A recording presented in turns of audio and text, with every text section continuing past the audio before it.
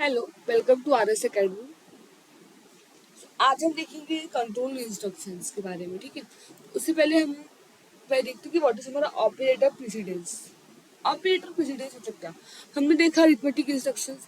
ठीक है, तो हमारे पास बहुत सारे अरिथमेटिक इंस्ट्रक्शंस हैं। तो अगर एक से ज़्यादा ऑपरेशन अगर हमें परफॉर्म करना होगा तो फिर हमें बस ये कंफ्यूजन होगा ना कि हम पहला प्रेफरेंस किसको दें, हम कैसे सॉल्व करें। तो हमेशा हमें क्या फॉलो करना होता है, हमें हमारा ऑपरेटर का जो प्रेसिडेंस हमें अलॉट किया गया है हम उसको फॉलो करते हैं नॉर्मली। ठीक है, बेसिकली इसमें करना क्या है, ऐसा हमें पता चलता है कि कौन कौन से जो हमारे ऑपरेशन है जिनका प्रेफरेंस क्या है। तो जो मल्टीप्लिकेशन डिवीजन हो गया, मॉड्यूल ये सब क्या है, इसको हम हमारी ये फर्स्ट प्रायोरिटी है। ठीक है, इनको हम फर्स्ट प्रेफरेंस देते हैं। बाद में हम अपना किसको देते हैं, सेकंड हम बोलते हैं एडिशन सब्ट्रैक्शन को प्रेफरेंस देंगे। एंड थर्ड प्रेफरेंस हम अपने असाइनमेंट को देते हैं, जो असाइनमेंट ऑपरेटर। ठीक है, सो तो ये बहुत इंपॉर्टेंट होता है जब हमारे ऑपरेशन में तो सिंपली कोई ऑपरेशन है जैसे लिखा है यहाँ पे 3+2, तो मुझे पता है कि यहाँ पे सिर्फ एक ऑपरेशन है, मुझे क्या परफॉर्म करना है, मुझे यहाँ पे एडिशन परफॉर्म करना है। बेसिकली अगर मैंने बोला कि 5 × 3 तो मुझे पता है कि यहाँ पे सिर्फ एक ऑपरेटर है जिससे मुझे मल्टीप्लीकेशन परफॉर्म करना है, मेरा आंसर आ जाएगा। बट जब हमारे पास एक से ज़्यादा ऑपरेटर होगा तो हम किसको पहले प्रायोरिटी देंगे, पहला हम क्या चूज करेंगे। तो वो कैसे डिसाइड करना है, वो हमें डिसाइड करते हैं हम ऑपरेटर प्रेसिडेंस की वैल्यू से जो हमें बताया गया है। Is that clear? यहाँ तक ये समझा कि हम इसका क्यों यूज करते हैं ना। मैं आपको एग्जाम्पल दे रही हूँ। हमारे एग्जाम्पल में क्या है कि y = 5 + 8 × 9। ठीक है, हमारे पास दो ऑपरेटर कौन कौन से, एक हमारा एडिशन है और एक हमारा मल्टीप्लीकेशन है नॉर्मली अगर हम देखें तो अब हम क्या करेंगे, अगर मुझे ये रूल पता नहीं तब तो मैं मेरा में कुछ भी परफॉर्म कर सकती हूँ ना। मैं सोचूंगी पहले इसको प्लस कर देती हूँ फिर मल्टीप्लाई ऐसा। ठीक है, पर अगर मुझे ये रूल्स पता तो मैं क्या बोलूँगी कि सबसे ज़्यादा प्रायोरिटी किसको है, हमारे मल्टीप्लिकेशन को है। तो हम पहले क्या परफॉर्म करेंगे, हम पहले मल्टीप्लिकेशन परफॉर्म करेंगे, बाद में हम इसमें एडिशन परफॉर्म करेंगे। Is that clear? हमें पता जब तक हम हाई स्कूल में थे हमें मैथमेटिक्स में हम क्या यूज़ करते हैं, हम बोर्ड मास रूल यूज़ करते हैं। वैसे ही हम यहाँ पे अपना ऑपरेटर प्रेसिडेंस यूज़ करते हैं सॉल्व करने के लिए। बोर्ड मास रूल मतलब क्या होता है कि जैसे आपका ब्रैकेट ओपन, पहले आपको क्या करना है, आपको अपना ब्रैकेट ओपन करना है। ब्रैकेट ओपन करने के बाद आपको पहले डिवीजन, मल्टीप्लीकेशन, एडिशन, सब्ट्रैक्शन, इस लेवल जो आपका ऐसा प्रायोरिटी बनाया गया, इस प्रेफरेंस के हिसाब से आपको अपना ऑपरेशन परफॉर्म करना है, आपका सम सॉल्व करना है। तो यहाँ पर भी मुझे पता है, अगर मैं इसको ब्रैकेट के थ्रू बताऊँ आपको, तो मुझे पता है कि मल्टीप्लिकेशन का जो प्रेफरेंस है वो ज़्यादा है। तो पहले हम क्या परफॉर्म करेंगे, हम पहले परफॉर्म करेंगे मल्टीप्लिकेशन और बाद में हम इसमें क्या ऐड करने वाले हैं, हम बाद में इसमें एडिशन परफॉर्म करेंगे। Is that clear? यहाँ तो कोई डाउट नहीं है। अब हम आगे बढ़ते हैं तो क्या होगा, बेसिकली आंसर क्या होगा, 8 9 से कितना होगा हमारा 72। और जब हम 72 में 5 प्लस करेंगे तो कितना मिलेगा हमें आंसर, हमें आंसर मिलने वाला 77। Is that clear? ये तो हमारा है जब हमने अपना ऑपरेटर प्रेसिडेंस यूज किया। देखो इसको सॉल्व हम बेसिकली इसको ऐसे भी सॉल्व करते हैं। अगर मुझे प्रेसिडेंस नहीं पता हम क्या करते हैं, हम पहले बोलते हैं कि पहले हम 5 + 8 करेंगे, बाद में इसको 9 से मल्टीप्लाई करेंगे। तो वो बहुत फर्क होता है। क्या होगा आपका ये, आपको 5 और 8 कितना मिलेगा, 5 और 8 हमारा 13 होगा और 13 में हमें कितना मल्टीप्लाई करना पड़ेगा, 13 में मुझे 9 मल्टीप्लाई करना पड़ेगा। तो हमारा आंसर कितना आएगा, 117। Is that clear? तो जो कि रॉन्ग आंसर है। आपका आंसर दोनों मत तरीके से है बट आपका आंसर रॉन्ग आएगा अगर आपने प्रेसिडेंस ऑर्डर प्रॉपरली फॉलो नहीं किया तो। Is that clear? एक हम प्रैक्टिकली करके देखते हैं। ठीक है, हमने ऑलरेडी फाइल बना के रखा है। ठीक है, तो करना क्या इसमें, मैंने इसमें पहले से लिखा इंक्लूड stdio.h, हमने हेडर फाइल की, हेडर फाइल क्यों, ताकि हमें प्रिंट जो भी प्रिंटफ स्कैनर फंक्शन हम यूज़ करते हैं विदाउट दिस हेडर फाइल ये पॉसिबल नहीं है। फिर हमने इंट मेन किया। मैं आपको एक वेरिएबल बना रही हूँ इंट नाम का, समझो इसको मैंने इंट एक्स रखा। तो हमारे पास ये सवाल क्या था, अगर हम देखें 5 + 8 मल्टीप्लीकेशन 9, हम लिखेंगे 5 + 8 9, ये हमारा वेरिएबल है। सिंपली हम क्या करेंगे, हम प्रिंटफ हम क्या करेंगे, एक मिनट वाईफाई ऑन कर लेते हैं।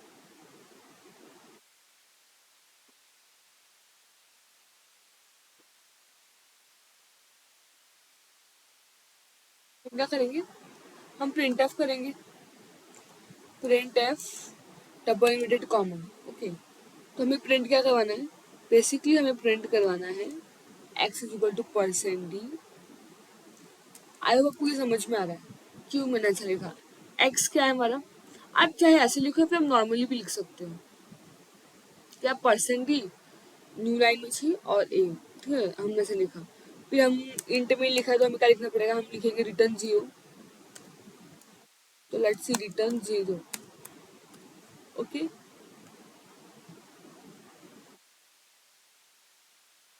रन करके देखते हैं, एक मिनट, कहीं पे हमारा कुछ मिस्टेक हो करेगा, हम क्या बोले, हम इंट मेन, ये भी सही है, इंट एक्स। ओके, एक मिनट,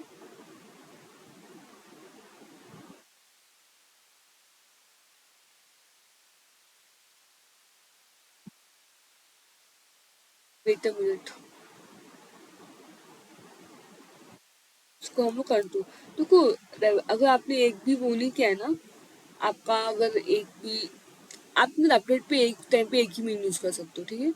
तो ऐसा एरर आएगा तो आपको देखना है कि आपने कोई फाइल वो से तो नहीं रखी है, ठीक है। लेट्स सी अगर मैं यहाँ पे रन करती हूँ तो कितना है, मुझे वैल्यू 77 देखा, हमने भी सॉल्व किया था, कितना मिला था हमें वैल्यू, हमें वैल्यू 77 मिला था। सेम हमने यहाँ भी लाया। आई होप आपको अब समझ में आया कि कैसे ही परफॉर्म होता है। तो आप अगर हमारा प्रेसिडेंस ऑर्डर सॉल्व करोगे ना, तो प्रेसिडेंस ऑर्डर प्रॉपरली सॉल्व करने से आपका आंसर एकदम राइट आएगा, ठीक है। जैसे अगर मैंने कुछ और नंबर लिया, सब जो मैंने लिया 6 डिवाइड बाई 45 माइनस 3। ओके, ना आप इसे रन करो, आपको आंसर आ जाएगा, ठीक है। इज दैट क्लियर, कैसे सॉल्व करना समझ में आया। बहुत इंपॉर्टेंट है कि सॉल्व कैसे करना है, ये इसका तरीका होता है, ठीक है। अब ये था कि जब हमारे पास एक ऑपरेटर हो, बट जब हमारे पास सेम ऑपरेटर क्या हो, रिपीट हो। यहाँ पे तो कोई भी ऑपरेटर हमारा रिपीटेशन पे नहीं था, बट यहाँ हमारा ऑपरेटर रिपीटेशन है। कौन सा ऑपरेटर रिपीटेशन है, मेरा ये मल्टीप्लीकेशन। तो ऐसे टाइम पे हम एक नया रूल यूज करते हैं, किस नाम क्या है उसका, एसोसिएटिव रूल। क्या नाम है हमारे इस रूल का, हमारे इस रूल का नाम है एसोसिएटिव रूल। बेसिकली इस रूल में होता क्या है, हम लेफ्ट टू राइट फॉलो करते हैं, ठीक है। हमेशा याद रखना, एसोसिएटिव रूल किसके लिए यूज करते हैं, हम एसोसिएटिव रूल हमेशा यूज करते हैं सेम प्रेफरेंस के लिए। अगर मुझे सेम प्रेसिडेंस दिखा, यहाँ पे मल्टीप्लीकेशन मल्टीप्लीकेशन, तो हम समझ में कैसे आएगा कि किसको पहला प्रेसिडेंस देना है, ठीक है। तो ऐसे टाइम पे हम क्या करते हैं, बेसिकली ऐसे टाइम पे हम लेफ्ट टू राइट जाते हैं। तो हम यहाँ से जाएंगे, लेफ्ट टू राइट जाएंगे, ठीक है। पहले हम क्या करेंगे, पहले हम लोग इसमें ऑपरेशन परफॉर्म करेंगे। 3 4 से कितना होगा आपका, 12, 5 2 10। आप इसको अगर सॉल्व करोगे तो 2 पॉइंट समथिंग आपका आंसर आने वाला है। लेट्स सी हम इसको सॉल्व करके देखते हैं प्रैक्टिकली। मैंने यहाँ पे वापस से, क्या था आपका answer, 3 multiply 4, let me C, 3 multiply 4, 5 multiply 2।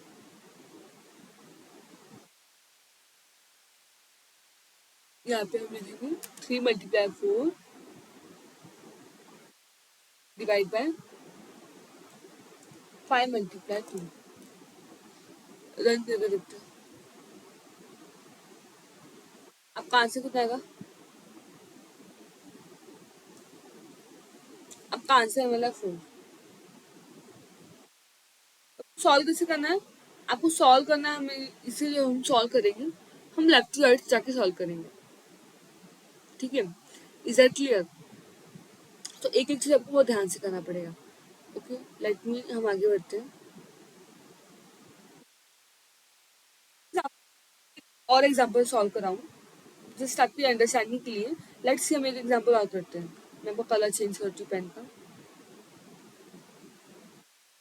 Let's see, अब हमने एग्जांपल लिया x मल्टीप्लीकेशन 2 माइनस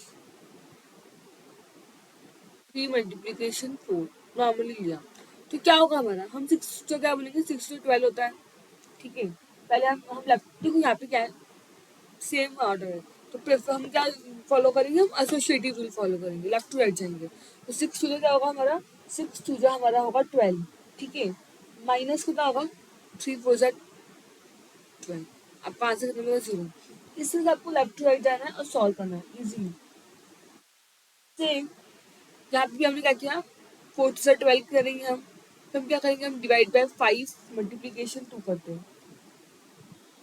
ठीक है, तो 5 को 12 से डिवाइड किया तो कितना आता है, 5 से अगर 12 से आपने डिवाइड किया तो आपको समथिंग, अगर 5 को 12 से डिवाइड करते हो तो आपको समथिंग में 5 टू 10 2.4 है, बट हम इंटीजर वैल्यूज, फॉर एग्जाम्पल हमको ऐसे कंसिडर करना है कि हम इंटीजर वैल्यू लिए, तो हम क्या लिखेंगे, हम सिर्फ लिखने वाले 2, 2 मल्टीप्लीकेशन 2 कितना आता है आपका 4, जो कि अभी आपका मैंने आपको प्रैक्टिकली भी सॉल्व करके दिखाया, वहाँ आंसर 4 आया था।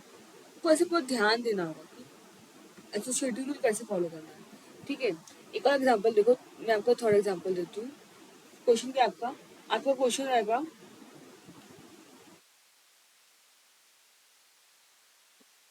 बेसिकली लेट्स सी, अगर मैंने बोला कि 5 डिवाइड बाई 3 मल्टीप्लीकेशन क्या है, माइनस 2 डिवाइड बाई 4, पहले हम क्या करेंगे, लेफ्ट टू राइट जाएंगे। जैसे हम लेफ्ट टू राइट जाएंगे तो हम क्या करेंगे, हम लिखेंगे 5 3 15, 5 3 15 माइनस 2 डिवाइड बाई 4, अभी हम लेफ्ट टू राइट जा रहे हैं तो 50 माइनस 2 कितना होगा, 30, और फिर हम उसको करेंगे 30, तो आपका आंसर आएगा 52 नॉर्मल। अगर मैं आपको ये कंप्यूटर पे सॉल्व करके दिखाऊं तो लेट्स सी, 5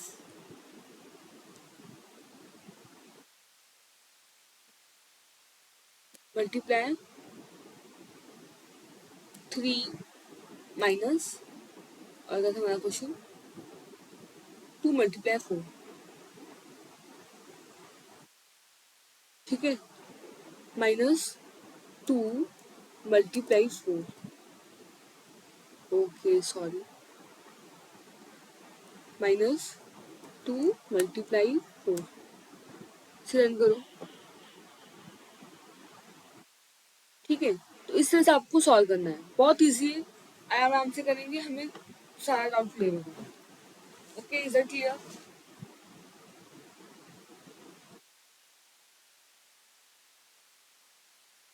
नाउ हम आगे जाते हैं, नेक्स्ट स्लाइड देखते हैं। ठीक है, अब आपको देखना है कंट्रोल इंस्ट्रक्शन क्या है, ये हमारा कंट्रोल इंस्ट्रक्शन है। इसमें क्या करोगे आप, तो कंट्रोल इंस्ट्रक्शंस में ना हमारे पास 4 टाइप के कंट्रोल है, कौन कौन से, एक हमारा सीक्वेंस कंट्रोल है, एक हमारा डिसीजन कंट्रोल है, एक हमारा लूप कंट्रोल है।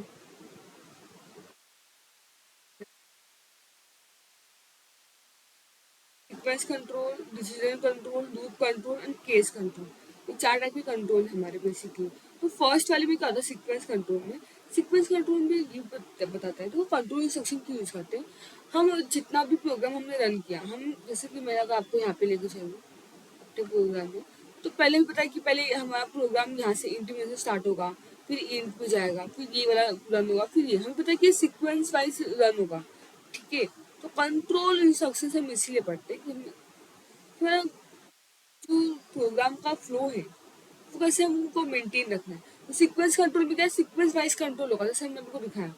डिसीजन कंट्रोल में क्या आता है, डिसीजन कंट्रोल में जो मैं आपको पढ़ाऊंगा, तो डिसीजन कंट्रोल में आपको 2 टाइप आते हैं, एक ईफ एल्स, जितने भी हमारे ईफ एल्स टाइप के क्वेश्चन है ना, सब डिसीजन कंट्रोल में, इसमें हम ये बताते हैं।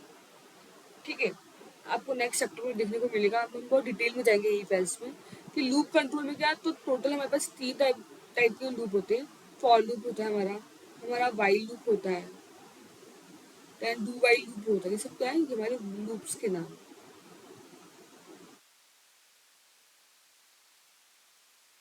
ना हम देखेंगे लास्ट में केस कंट्रोल, केस कंट्रोल में आपको हम बेसिकली स्विच केस, ये सारे केस हम देखेंगे। ठीक है, तो कंट्रोल इंस्ट्रक्शन का मेन टास्क क्या होता है कि हमारा जो भी प्रोग्राम है उसका फ्लो मेंटेन रहे।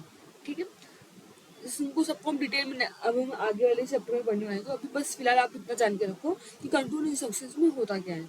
ठीक है, लेट्स सी ऑपरेटर स्टार्ट करते हैं। ऑपरेटर्स में हमारे पास टोटल 6 टाइप के ऑपरेटर्स हैं, जैसे arithmetic operators, relation operators, bitwise operator, assignment operator, logical and ternary operator. अब टर्नरी ऑपरेटर को ना कंडीशनल ऑपरेटर भी बोलते हैं, कभी कभी हम इसको कंडीशनल ऑपरेटर्स भी बोलते हैं। ठीक है, अभी क्या है, हम आपको एक एक करके ये सब हम सबकी स्टडी एक एक करके करेंगे।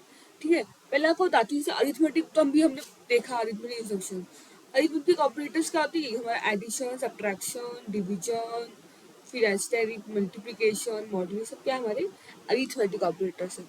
जब बात आती है रिलेशनल ऑपरेटर की, तो बहुत सारे ऐसे सिंबल्स जैसे less than, greater than, equal to वगैरह वगैरह क्या हमारे हमारे रिलेशन ऑपरेटर्स हैं।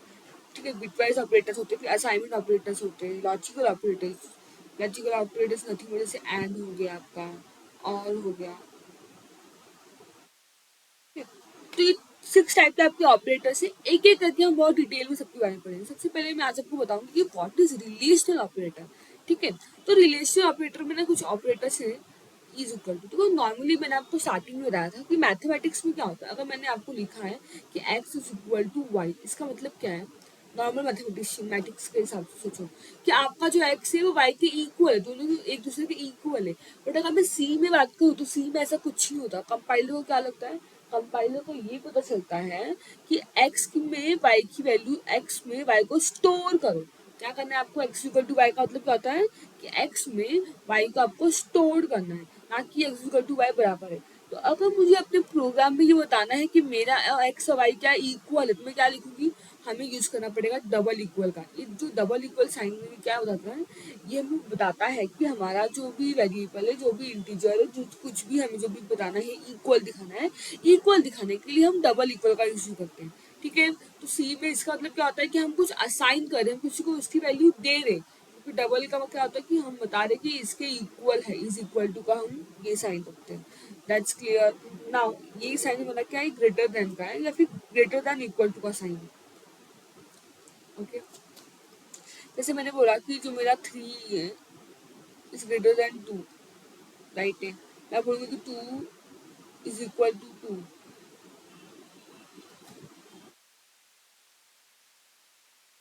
ठीक है, तो ये सब हमारे क्या है, हमारे greater than equal to. Let's say इसका यूज कैसे करना है, इक्वल टू का अगर मुझे यूज करवाना है आपसे, तो अगर मैंने इसको इतना बस वो किया, लेट्स सी, हम डायरेक्ट प्रिंट करवाएंगे, डबल मिनट कम। अगर मैंने बोला 6 इज इक्वल टू 6,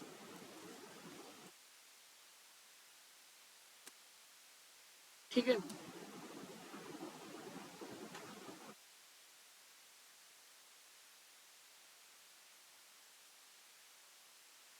ठीक है, तो जैसे मैंने आपका 6 इज इक्वल टू 6 किया, लेट्स सी हम क्या करें, हम इज इक्वल टू का कैसे यूज करना है मैं आपको वो बता रही हूँ। नॉर्मली हम कैसे यूज करते हैं वो देखना है आपको। तो जैसे मैंने बोला कि 6 इज इक्वल टू 6, ठीक है, अब हमें प्रिंट करवाना है। नाउ पहले इसको बताएंगे कि हमारा 6 है क्या, शिफ्ट परसेंट डी,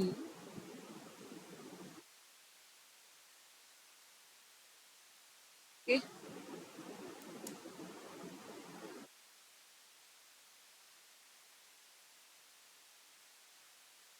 यहाँ पे कॉमा, ठीक है, रन करो,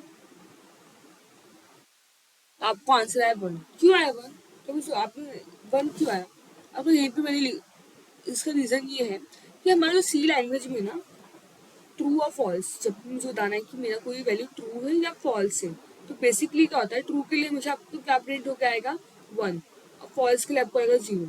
ठीक है, अगर आपको सी में याद रखना है, हमेशा याद रखने की बात, क्या याद रखना है कि अगर आपको ट्रू बताना है कि मेरा स्टेटमेंट ट्रू है, तो क्या आएगा 1। जैसे आपको 1 दिख रहा है, आपको समझना है कि मेरा स्टेटमेंट ट्रू है।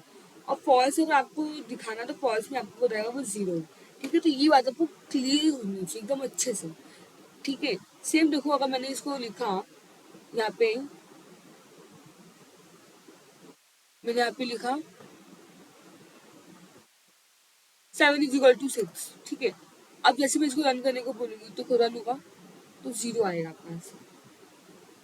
क्यों आए 0? क्योंकि मुझे पता है कि 7 6 के इक्वल नहीं है। तो जो फॉल्स बताने का अच्छा तरीका क्या होता है, 0 बताता है। Is that clear? नाउ हम देखते हैं ग्रेटर देन इक्वल टू। अगर मैंने लिखा कि 7 is greater than 6, तो क्या होना चाहिए? ये बात सही है, तो क्या प्रिंट होके आना चाहिए हमारा? हमारा प्रिंट होके आना चाहिए 1, ठीक है। यही अगर मैंने ये लिखा होता कि 9 is greater than 6, तो क्या आएगा आपका आंसर? आपका आंसर बेसिकली आएगा 0। क्यों 0 आएगा? ओ सॉरी, ये तो भी बना है क्योंकि 9 तो बड़ा ही है, ठीक है। ये भी हम यहाँ पे चेंज करते हैं। यहाँ पे हम लिखते हैं 7, और 7 is greater than 9, ठीक है। बेसिकली हम लिखते हैं 7 is greater than 8। अब कहाँ से क्या आएगा? रॉन्ग आएगा, 0 आएगा। क्यों 0 आएगा? क्योंकि 7 8 से बड़ा नहीं है। तो इस तरह से आपका 1 0 आएगा कि 1 आएगा तो ट्रू होगा, और 0 आएगा तो आपका फॉल्स हम डिक्लेयर कर देंगे। Is that clear? ज़्यादा कोई डाउट नहीं है, ठीक है। ये किस लिए यूज करते हैं? ये हम लेस देन दिखाने के लिए यूज करते हैं। तो अगर मुझे बताना है कि 7 is less than 5, मुझे आंसर क्या मिलेगा फ्रेंड? मुझे आंसर मिलेगा 0, क्योंकि 7 5 से लेस देन है क्या? नहीं, 7 तो 5 से ग्रेटर देन है। अगर मैंने लिखा कि 8 इज, मेरा जो 8 है वो 8 इज लेस देन 9, तो मुझे क्या प्रिंट करके देगा कंपाइलर? मुझे कंपाइलर प्रिंट करके देगा 1। क्यों पता है? क्योंकि मेरा 8 9 से सच में छोटा है। Is that clear? ये साइन किसके लिए होता है? ये नॉट इक्वल टू दिखाना है। ये आपको किस लिए साइन होता है? आपका ये साइन होता है इक्वल टू शो करने के लिए। इक्वल टू अगर आपको दिखा तो ये साइन होगा। अब ये साइन आपको किस लिए होगा? ये हो जाएगा नॉट इक्वल का। Is that clear? जैसे मैंने, अगर मुझे बताना है कि 5 इज नॉट इक्वल टू 1, तो मैं ऐसे लिखूंगी। Is that clear? कोई डाउट है यहाँ तक? जैसे हम ये भी लिख देते हैं, 7 इज नॉट इक्वल टू 8, ठीक है। अब आंसर क्या प्रिंट होगा? ऑब्वियसली बात है, आंसर पर 0 आने वाला है। क्योंकि 7 इज नॉट इक्वल टू 8 ये राइट है, तो आंसर क्या आएगा? मेरा 1 आएगा। और यही अगर मैंने लिखा होता 8 is not equal to 8, normally अगर मैंने लिखा था 8 इज नॉट इक्वल टू 8, क्या आएगा आपका आंसर? 0, क्योंकि 8 तो 8 के इक्वल है। एग्जैक्टली कि हमें रिलेशन ऑपरेटर कैसे यूज करना है। तो आज मैं आपका यहीं पे सेशन खत्म करती हूँ। नेक्स्ट लेक्चर में हम आगे देखेंगे कौन कौन से मेरे ऑपरेटर्स है, क्या करना है। तब तक के लिए जितना हो सके आप चैनल को लाइक कीजिए, सब्सक्राइब कीजिए, और डेली बेसिस पे मैं आपको lecture okay. So thank you so much.